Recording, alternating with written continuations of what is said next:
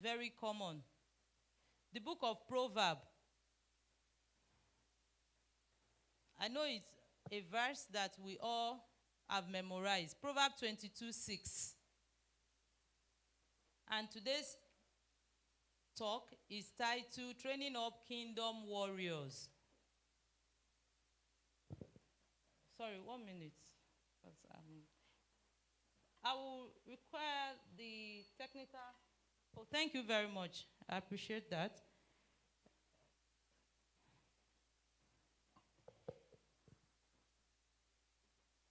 The Bible passage we have for this evening said,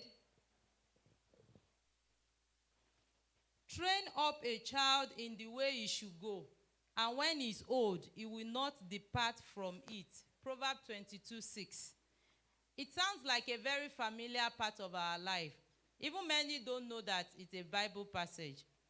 And there have been a lot of controversy about this Bible passage. As Christians, we just chant it and gloss over it. But does it have implication for our life? Yes, it does. As Christian parents, we have a responsibility that God has given us. God bless us with children and gave us that assignment to train them up in his own way.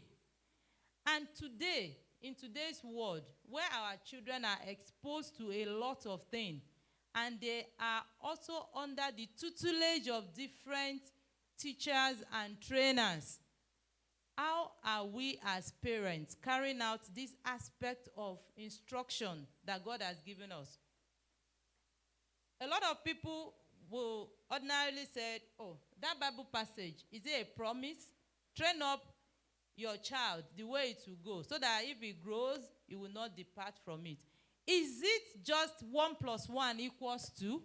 Does it mean every child you bring into church, the fact that you are always bringing them on Saturday, you are always reading the Bible passages with them, you are praying with them, is it going to be equal to godly adults? Thank you. I got that answer. It is not always that. Meaning there are some other calculation in between being a church goer and producing a godly child. Someone that will love God for the rest of their life. And what are these things? Because I'm just going to focus straight on the area. Proverbs 22:6 is not a promise to parents, to Christian parents, that every child you bring to church will turn out to be good.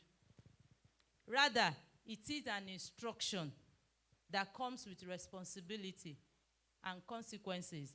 If you fail to do the first part, which is train, the latter part, which is not departing from the way, will come.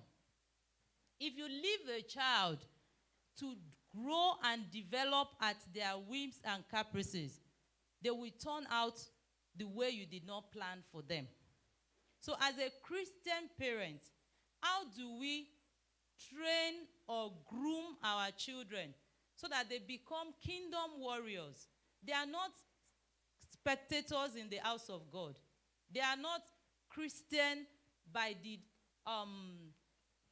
title Christian because they attend church, but they are Christian warrior whom when the devil hear their voice or their name, the devil himself will do what? Will tremble. They are Christian warriors that are winning souls for the kingdom of God. They are Christian warriors that will always stand on godly principles and uphold Christian values. How do we achieve this? We know when we give birth to children, the first thing is we are counting days. We're training them from the newborn, how you introduce food to them, how they learn how to eat so that the food don't go the wrong way. These are training. In the same vein, as Christians, we are expected to take time, conscious time, to train our children. Another aspect of this is many confuse training with discipline. Training and discipline are not same and equal thing. Training is a proactive measure. It is a deliberate act. You intentionally set out to teach the child in a particular way. And you practice that act with that child. You are like the drummers, the pianists. It's not something they just pick up. They take time to learn with serious training. The same way, when we said we are training a child, we must be intentional that this is what I want to achieve with my child. So as parents, we are not going to leave our children to events happening around us. We must be purposeful. What do you plan for your child? How do you want that child to turn out? That is what this proverb is telling us. Train up the child in the way the child should go, so that when that child is grown, it will not depart from it.